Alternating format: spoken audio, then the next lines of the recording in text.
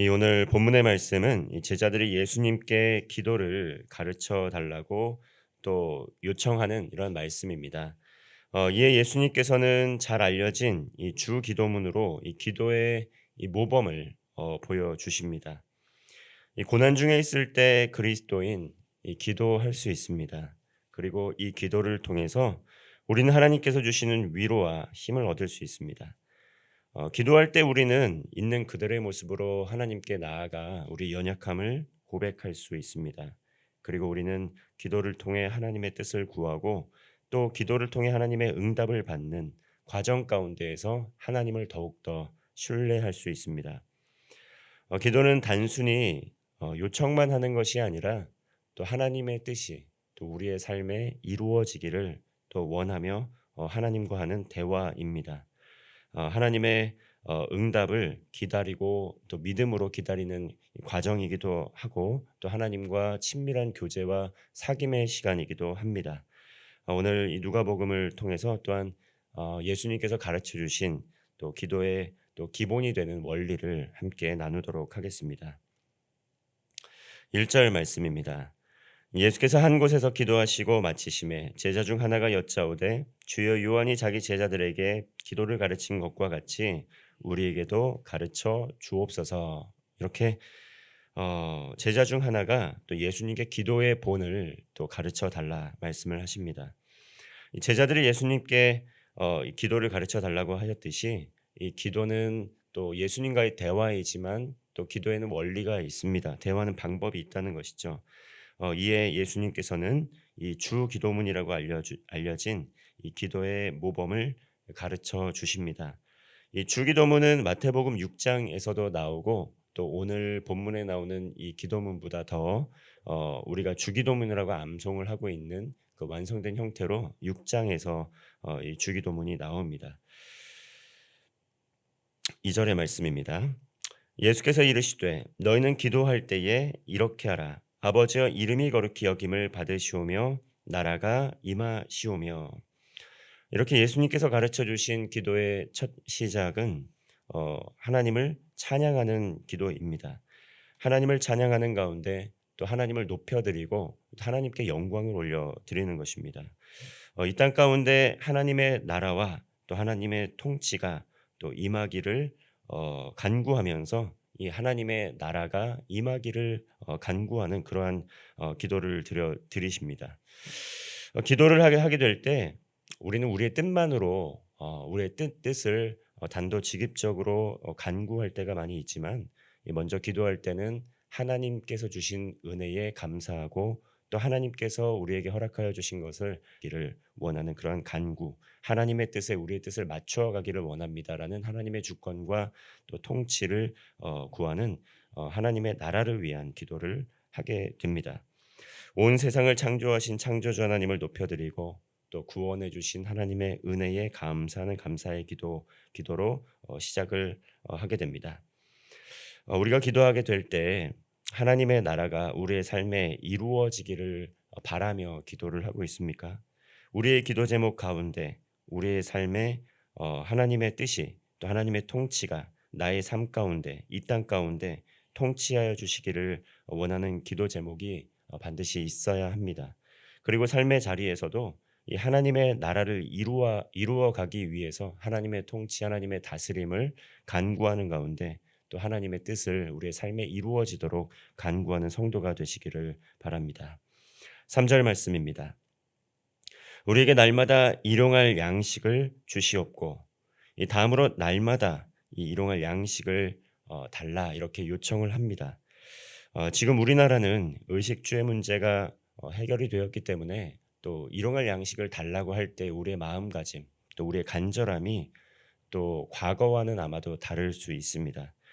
우리나라는 절대 빈곤 국가가 아닙니다. 그렇기 때문에 오늘날 젊은 세대는 이 먹을 것을 위해서 간절한 마음으로 기도해 본 경험이 거의 없을 것입니다. 그러나 과거에는 그렇지 않았다라는 것이죠. 대부분의 국민들 이 먹을 것 또 입을 것이 없어서 실제로 어려움을 겪는 이들이 참으로 많았다라는 것입니다. 그렇기 때문에 이 기본적인 의식주의 문제가 지금은 해결되었는데 어찌 보면 당연한 것이 아니라 이것 또한 하나님께서 또 간절하게 기도했던 기도의 응답으로서 이루어진 것이라는 것을 우린 기억해야 됩니다. 하나님께서 한반도 땅 가운데 특별히 대한민국에 이 그리스도교를 허락하여 주시고 또 부흥을 하여 주셔서 또 나라가 발전하고 성장해서 이 선진국의 대열에 반열에 오를 수 있게 되었습니다. 지금 많은 경제적인 어려움이 있다고 하지만 이 과거에 비교해 볼 때는 또 비교할 수 없을 만큼 비약적인 성장을 이루었습니다. 이것이 자연스럽게 그저 우연하게 이루어진 것이 아니라 이것이 바로 우리의 기도의 응답이었고 또 하나님의 은혜라는 것, 우리는 그것을 기억해야 됩니다. 지금도 북한에 있는 주민들, 이 먹을 것 입을 것을 위해서 기도하는 이들이 분명히 있습니다. 먹을 것 입을 것이 해결되지 않아서 고통받는 이들도 참으로 많이 있습니다. 전 세계적으로 바라보면 또한 어떻습니까? 절대 빈곤을 겪고 있는 인구가 또 21년 기준으로 물론 여러 가지 오차가 있겠지만 약 7억 명 정도 된다라고 이야기를 하고 있습니다. 더 많은 것, 더 풍요로운 것, 이것을 누리지 못하는 슬픔과 염려 가운데 한국 사회는 우울 사회로 가고 있습니다. 이러한 걱정 대신에 먼저 하나님께서 우리의 기도에 날마다 응답을 해주고 계시고 일용할 양식을 주실 뿐만 아니라 더욱더 풍성한 모든 것들을 공급해 주시고 있는 그러한 은혜를 기억하는 가운데 우리는 일용할 양식을 주신 하나님께도 감사하며 이것을 위하여 또한 기도해야 된다는 것입니다. 5절 또 4절 말씀입니다. 우리가 우리에게 죄 지은 모든 사람을 용서하오니 우리 죄도 사하여 주시옵고 우리를 시험에 들게 하지 마시옵소서 하라. 이렇게 또한 또 죄 사함을 위하여 기도하라는 것입니다. 죄 용서를 위한 기도입니다. 죄 지은 모든 사람을 먼저 용서하듯이 우리의 죄를 용서하여 달라라고 말씀을 합니다. 반면에 우리가 우리에게 죄 지은 사람을 용서하지 않을 때 하나님께서는 우리의 죄도 용서하지 않겠다라고 말씀을 하십니다. 우리의 삶 가운데 이러한 미움, 또 분노, 또 여러 가지 또 마음 가운데 이 거리낌이 있는 것들 하나님께서는 먼저 또 시비가 있는 또 어려움을 겪게 하는 모든 이들과 먼저 용서하고 화해를 이루라 이렇게 말씀을 하십니다.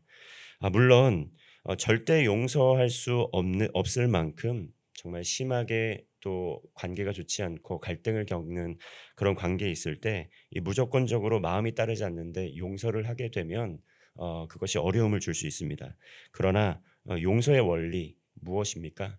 하나님께서 죽을 수밖에 없는 우리를 예수 그리스도의 그 피의 십자가의 또 은혜를 통해서 우리를 용서하여 주었듯이 우리가 관계 맺는 모든 이들 정말 그렇게 원수를 맺기까지 서로 정말 그렇게 끝까지 인생을 들여서 미워할 만큼 미워할 수 있는 관계인가 한번 숙고해 보아야 한다는 것이죠.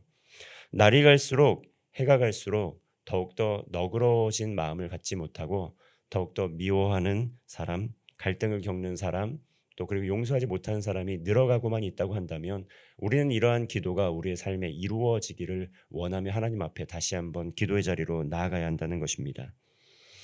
예수 그리스도의 십자가의 은혜로 용서하지 못할 사람이 없다는 것입니다. 그것은 바로 우리가 먼저 하나님의 용서와 은혜를 경험하게 될 때 가능한 것입니다. 우리의 삶의 자리 가운데 아직도 용서하지 못할 대상들이 있다고 한다면 하나님 앞에 정직한 마음으로 신실한 마음으로 하나님 앞에 또 화해할 수 있도록 또 용서할 수 있도록 하나님의 은혜를 구하는 하루가 되시기를 바랍니다. 5절 말씀입니다. 또 이르시되 너희 중에 누가 벗이 있는데 밤중에 그에게 가서 말하기를 벗이여 떡 세 덩이를 내게 구워 달라.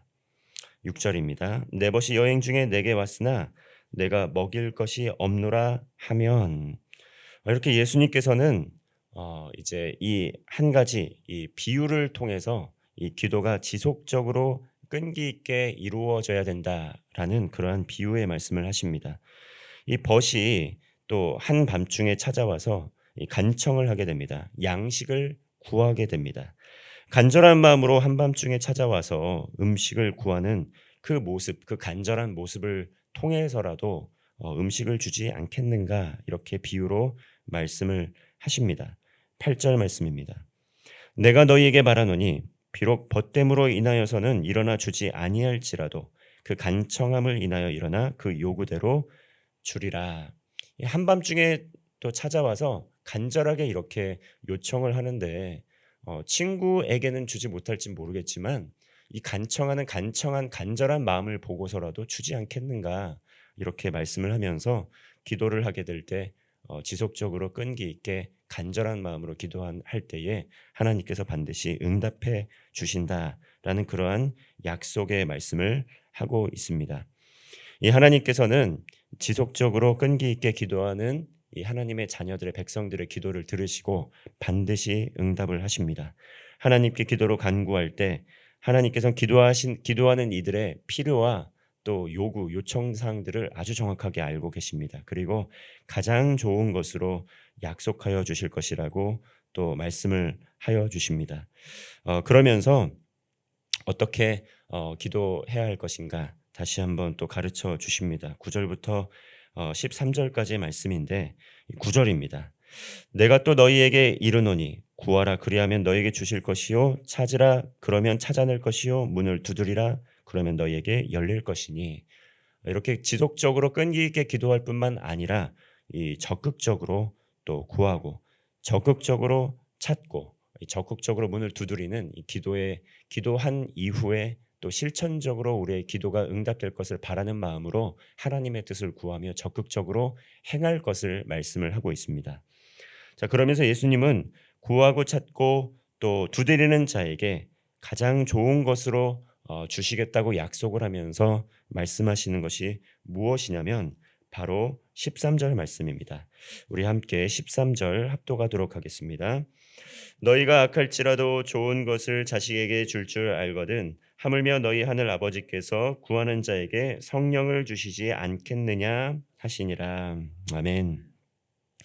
구하고 찾고 두드릴 때 우리의 여러 가지 간구 기도 제목이 있습니다. 그런데 가장 좋은 것, 이 성경에서 오늘 본문에서 말씀하고 있는 가장 좋은 것은 바로 성령을 주시는 것이다라고 말씀을 하고 있습니다. 우린 예수 그리스도를 믿음으로 말미암아 성령을 받은 자들입니다. 성령의 능력을 또 받은 자들이고 성령님과 동행하는 하나님의 백성들입니다. 이것은 다시 말하면 하나님께서는 우리에게 가장 좋은 것을 이미 가장 좋은 모든 것을 우리에게 이미 주셨다라고 말씀을 하고 있는 것입니다. 성령 하나님께서 오늘도 우리와 동행하고 계십니다. 그리고 이 성령님께서 우리가 기도할 때 우리의 모든 기도 간구 제목을 들으시고 반드시 응답하여 주십니다. 매일의 삶의 자리 가운데에서 성령님과 동행하는 가운데 또 말씀에 귀를 기울이고 기도하는 가운데 성령 하나님과 동행하는 그런 기쁨을 누리시는 성도가 되시기를 바랍니다. 하나님께서는 우리의 기도를 들으시고 반드시 응답하십니다. 믿음을 가지고 오늘 하루 기도할 때 모든 기도 제목 응답받는 복된 하루가 되시기를 주님의 이름으로 축원합니다. 기도하겠습니다. 살아계신 하나님 아버지, 하나님께서 가르쳐 주신 기도의 본을 따라 날마다 기도로 하나님과 동행하며 친밀한 교제의 기쁨을 누리게 하여 주옵소서. 우리의 모든 기도 제목을 아시는 하나님, 간절한 기도 제목으로 두 손 모아 기도하게 될 때 응답하여 주옵소서.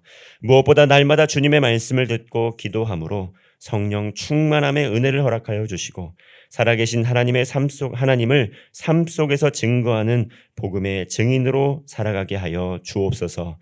가정과 교회, 일터와 생업의 모든 현장을 축복하여 주시고 아직도 해결되지 않는 삶의 모든 문제들 또 갈등들 간구 제목을 주님께서 아시오니 능력의 하나님, 기적의 하나님, 위로의 하나님께서 하나님의 때에 응답하여 주옵소서.